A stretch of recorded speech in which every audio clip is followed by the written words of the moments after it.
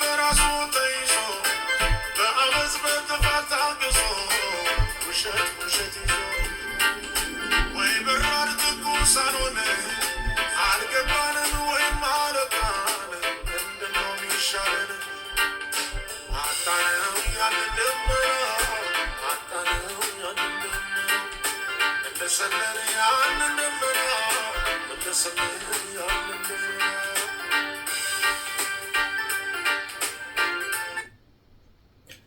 እግዚአብሔር አምላክ የተመሰገነ ይሁን። ወገኖቼ እግዚአብሔር መልካም አምላክ ነው። የሚረዳን የሚያግዘን የሚያኖረን ተስፋ ያደረግነው የተደገፍንበት ለእግዚአብሔር ያለ ማንም የለም። ዛሬ ደግሞ የእግዚአብሔርን ቃል አብረን እንካፈላለን። እየላቸው የመጣው የእግዚአብሔር ቃል የመልእክት ርዕስ እንዲህ ብሎ ይናገራል። መንፈሳዊ ዕውቀት ወይም ስፒሪቹዋል ኖሌጅ ይላል።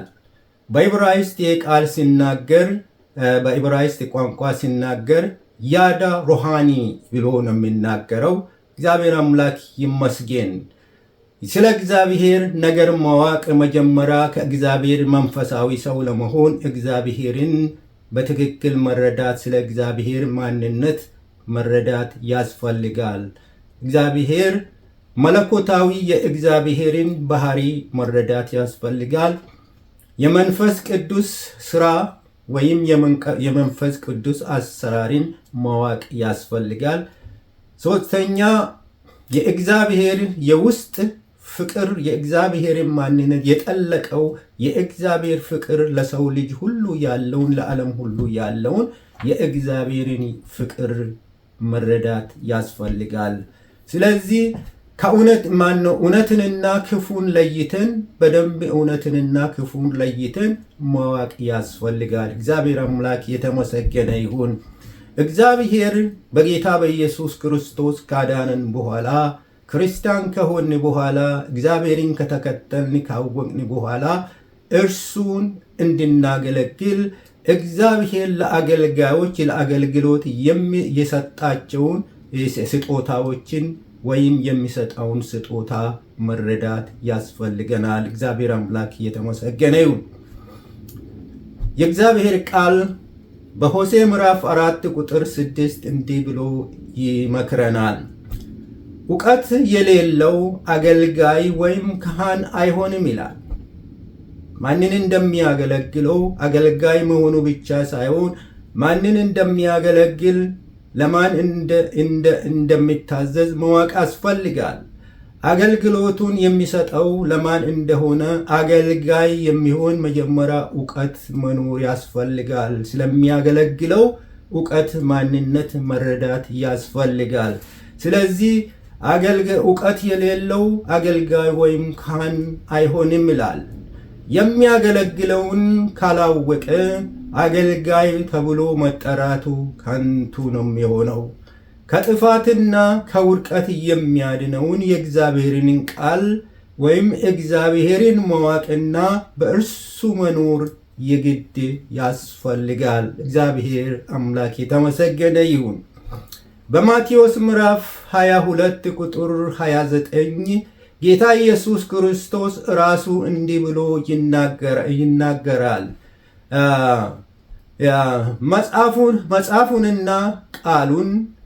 መጽሐፉን ወይም ቃሉን የእግዚአብሔርን ኃይል አታውቁምና ወይም አትረዱምና ትስታላችሁ ብሎ ይናገራል። ወገኖቼ ከስህተት የሚያድነው እውነት የሆነውን እግዚአብሔርን ቃል በደንብ ማወቅ ያስፈልጋል። ዕውቀትን ስለ እግዚአብሔር የሚናገረው ወደ እውነት ሁሉ የሚመልሰን ከጥፋት ሁሉ የሚያድነን የእግዚአብሔርን ኃይል ታላቅነቱን መረዳትና ማወቅ ያስፈልጋል። ይህን ስናውቅ ቃሉን ስናውቅ እግዚአብሔርን ስናውቅ ወደ እሱ ስንቀርብ ቃሉ መመሪያችን ከስህተት የሚያድነን መንፈስ ቅዱስ ስለሚያግዘን ከስህተት የሚያድን ቃሉ የእውነት ቃል ነው። እግዚአብሔር አምላክ የተመሰገነ ይሁን። በዮሐንስ ምዕራፍ 5 ቁጥር 39 እስከ 40 እንዲህ ብሎ ይናገራል ጌታ ኢየሱስ ክርስቶስ። ካም ቱ ሚ ዛትም ዩ ሜይ ሃቭ ላይፍ ይላል። ካም ቱ ሚ ዛት ዩ ሜይ ሃቭ ላይፍ ብሎ ይናገራል። ወደ እኔ ኑ በሕይወት ትኖራላችሁ። ወደ እኔን እወቁ፣ አውቃችሁ ወደ እኔ ኑ በሕይወት ትኖራላችሁ ብሎ ይናገራል። እግዚአብሔር ይመስገን። እናንተ የዘላለምን ሕይወት ለማግኘት መጽሐፍትን ትመረምራላችሁ። የምትመረምሩት መጽሐፍ ሁሉ ስለ እኔ ይናገራሉ ብሎ ይናገራል። እናንተ ግን አላመናችሁም። እኔ ሕይወት ሊሆንላችሁ መጣሁት፣ በሕይወት ትኖሩ ዘንድ እንዳትሞቱ፣ ከኔ ጋር ለዘላለም ትኖሩ ዘንድ ሕይወት ሊሆናችሁ መጣሁት ይላል። እናንተ ግን ወደ እኔ መምጣት አትፈልጉም፣ በሕይወት መኖር አትፈልጉም። የዘላለምን ሕይወት ግን ለማግኘት መጽሐፍ ትመረምራላችሁ። እኔ ሕይወት የሆነውን ወደ እኔ መምጣት አትፈልጉም ብሎ ይናገራል። ስለዚህ ካም ቱ ሚ ዛት ዩ ሜይ ሃቭ ላይፍ ብሎ ጌታ ይናገራል። እግዚአብሔር አምላክ የተመሰገነ ይሁን። በሕይወት የሚያኖረን ወደ ጌታ መምጣት ነው። ጌታ ሕይወት ስለሆነ ለመንፈሳዊ ዕውቀት ሁለት ተቃራኒዎች እንደ ክርስቲያን እንደ እግዚአብሔር ሰዎች እግዚአብሔርን ለማወቅ የምንጥር ሰዎች ሁለት መንፈሳዊ የሚቃረኑ ተቃራኒ የሆኑ ሁለት መንፈሳዊ ሐሳቦችን መረዳት ያስፈልጋል። አንደኛ ራሽናሊዝም ወይም ስሜታዊ የሆነውን እንደ ስሜታዊ ሳይሆን በእውነት በስሜት አይደለም የምንመላለሰው። ራሽናሊዝም በሰው ሰብአዊ አስተሳሰብ ላይ የተመሰረተ እምነት ወይም ግምት ወይም ምክንያት ወይም አስተያየት ላይ የተመሰረተ አይነት እምነት ነው። በሐዋርያ ምዕራፍ 17 ቁጥር 11 ይህንን ቃል ይገልጻል። ሁለተኛ ሚስቲሲዝም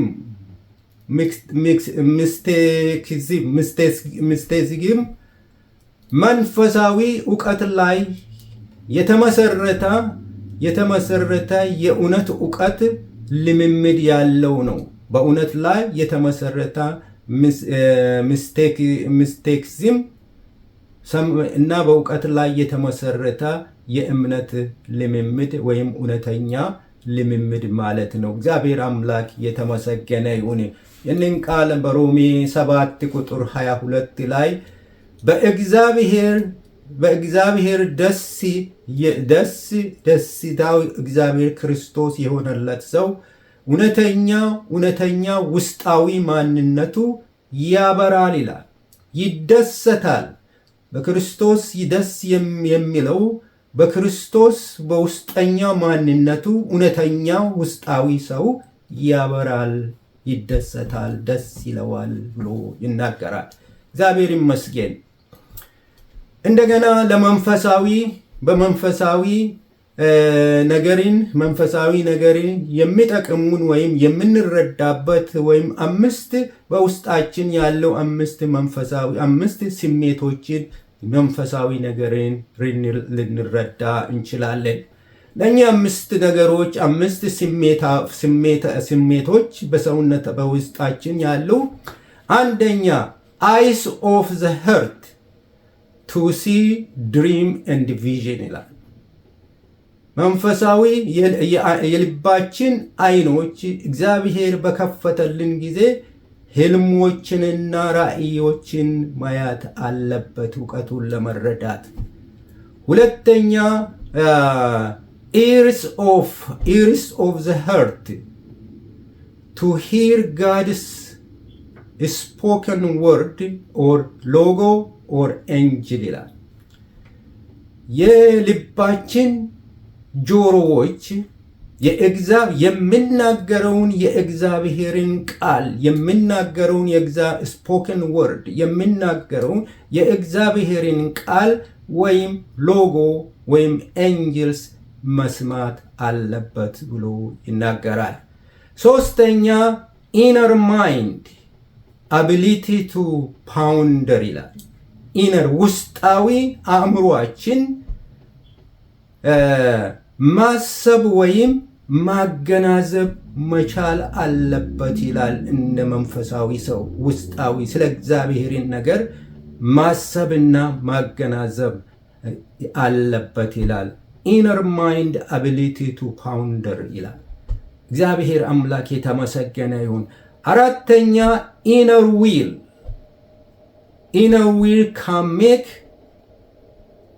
can make inner will we can make commitment ውስጣዊ ፍቃዳችን ውስጣዊ ፍቃዳችን ታማኝነትን ወስነን ታማኝ መሆን አለብን ብሎ ይናገራል። ይህንን ቃል የሚገልጸው በሐዋርያ ምዕራፍ 19 ቁጥር 21 ላይ ይናገራል። እግዚአብሔር አምላክ የተመሰገነ ይሁን። አምስተኛ ኢሞሽን ኦፍ ዘ ሄርት ability to sense and experience emotional of almighty flowing love joys and peace ይላል። የእግዚአብሔር የሚፈሰውን የእግዚአብሔርን ፍቅር ልባችንን ኢሞሽናል ልባችንን ሴንስ መረዳት ወይም ማወቅ ወይም ሴንስ ማድረግ አለበት ብሎ ይናገራል። ይህንን ቃል የሚገልጸው በአንደኛ ቆሮንቶስ ምዕራፍ 6 ቁጥር 17 ላይ ያለው ቃል ነው። እግዚአብሔር አምላክ የተመሰገነ ይሁን። የመንፈሳዊ ዕውቀትን ወይም ስፒሪቹዋል ኖሌጅ በብዙ መረዳት እንደ ክርስቲያን እግዚአብሔርን እንደሚያውቅ ሰው የእግዚአብሔርን ቃል ጠለቅ ብሎ እያንዳንዱ የእግዚአብሔር ነገርን መረዳት ያስፈልጋል። ይህ ቃል በዕብራይስጥ ያዳ ሩሃኒ ብሎ ይናገራል። በዕብራይስጥ ያዳ ሩሃኒ ብሎ ይናገራል። ይህንን ቃል እንቀጥላለን። እግዚአብሔር ይባርካችሁ።